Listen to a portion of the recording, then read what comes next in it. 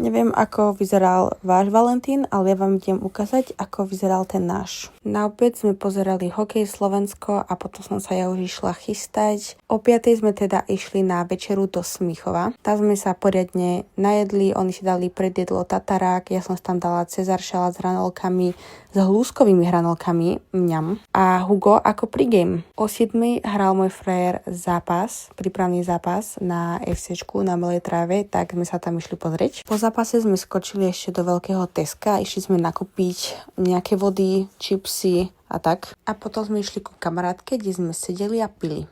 Celý svet na boskách, boskách ma na ríci, ja som kávo zeme, milujem mestské kríci, wanna be, hey, wanna be, a pokud sa nedelí, so mnou na tak zjatý týmy, kilo mali, juha, když ma čeli, sme ako ťaví, hej, hej, a bude to nás ostalo, hej, nás sa rozhodí na co, hej,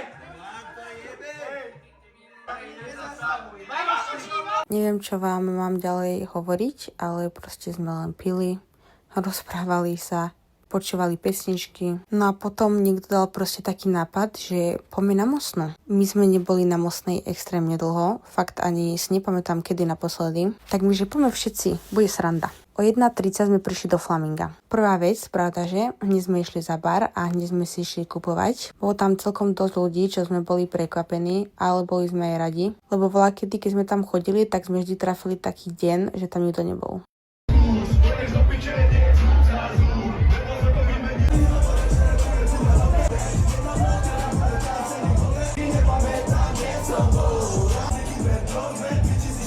No a okolo 3:30 sme išli odtiaľ. Nám sa to zdalo, aký by sme tam boli 10 hodín a my sme tam reálne boli 2 hodiny. Jasné, že za tie 2 hodiny sme minuli Mailand. Najprv bol taký plán, že si zavoláme taxík a pôjdeme spať domov, teda akože ja s mojím frajerom.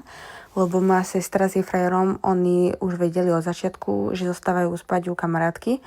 Ale my sme chceli ísť domov, no ale nakoniec sme my zostali spať u kamarátky. A myslím si, že toto bolo prvý a posledný krát tento rok, že sme boli na Mostnej. Zabavili sme sa, ale raz stačilo. Zaspomínali sme si na staré časy. No a prišli sme okolo 4:00, odmalovali sme sa a zaľahli sme spať. Lebo na ďalší deň ráno budíček, mali sme sa ísť pozrieť na turné do Rastencov. Aj sa nám to podarilo, síce sme mali na sebe tie isté veci, čo sme mali na Mostnej, ale nevadí.